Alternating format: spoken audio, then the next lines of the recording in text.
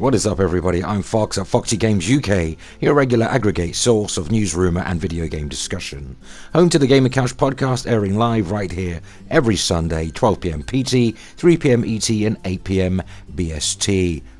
Follow us via Twitter at FoxyGames_UK as seen in the bottom right of your screen. All links can be found in this video's description. Dynamic 4K versus true 4K games, entertainment and services. Sony versus Microsoft's big E3 2017 showdown. Dynamic 4K and true 4K. You're going to hear these words a lot leading up to, during and after E3 2017. Sony are using Dynamic 4K as a marketing tool to describe PS4 Pro games, and Microsoft will no doubt point out that Xbox Scorpio is the only console to offer true native 4K gaming. That's not to say Scorpio will not make use of a dynamic 4K style rendering for its games, because it most certainly will, since Microsoft, they themselves, have dubbed their 4K checkerboard tech as SCEE rendering. Though with Xbox boss Phil Spencer seemingly hinting that the company is more focused on promoting upcoming third-party titles as better on Xbox Scorpio than pushing original Xbox content, it's debatable as to how many of these true native 4K games we'll see outside of the usual Gears, Forza and Halo franchise. I suspect Microsoft will be reluctant to go into much detail regarding native 4K outside of their own output, and gamers will likely not realize until the likes of tech analysis sites such as Eurogamer's Digital Foundry run their inevitable tests showing many third-party games are not actually true 4K and are more like PS4 Pro offerings, that is to say, dynamic 4K or SCEE rendering using the checkerboard technique. With Microsoft downsizing its own first-party offerings, it's debatable as to whether the Xbox Scorpio will truly have more than enough true 4K games to truly set it apart from PS4 Pro, and whether gamers will actually care about the minor differences. Yes, PS4 gamers may have bragged that their system was the 1080p system and Xbox One was the 720p/900p console, but how big of a difference were there between the two? PS4 gamers will say quite a bit, while Xbox gamers will say not a whole lot of difference. Will we see the same narrative with dynamic 4K and true 4K? Knowing the fanboy culture, probably no, most definitely. When it comes to this year's E3, expect to see Sony using the only on PlayStation line quite a lot, meaning that whilst Microsoft can and will tout true native 4K, Sony will be touting true exclusives, titles that simply cannot be played on any other platform other than PS4, something Microsoft cannot say with whatever titles they have coming out of the gate. Now, Microsoft may be able to get away with bragging Xbox Scorpio does not need to rely on dynamic 4K, but it certainly does not have dynamic games, at least at this point going into 2017. So how much of a difference will there really be between dynamic and native 4K? Now, clearly, eagle-eyed gamers will claim they can see a difference without Digital Foundry zooming in over 200%. But the truth of the matter is the average gamer will unlikely be able to spot the difference between 1400, 1600, 1800 and 2160p when checkerboard rendering is effectively used.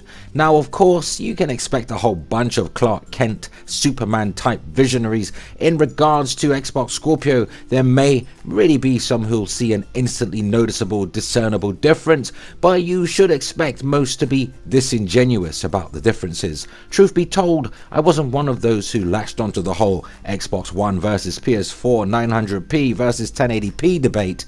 I played Sunset Overdrive, Watch Dogs and The Order 1886 and really could not tell them apart visually from 1080p. Now, I really want Xbox Scorpio to be a success, if only for PS4 Pro Enhanced mode development to drastically improve, because let's be honest here, a lot of developers are simply not taking advantage of the extra power available. I'm noticing a lot of devs not even bothering to implement 4K super sampling downsampling for 1080p panel users. Bizarrely, some games don't even have dynamic 4K at all, pretty much identical in every way to the base PS4 versions. The saddest part of this is, Sony themselves seem to be suspiciously stum about this, when the company really ought to be reinforcing the original PS4 Pro mandate, which clearly stated all PS4 Pro games must be submitted with enhancements. Some publishers cheekily include PS4 Pro enhanced labels on the back of the game cover, when clearly their games do not have anything like it at all. Here's looking at you, Prey. False advertising? You decide.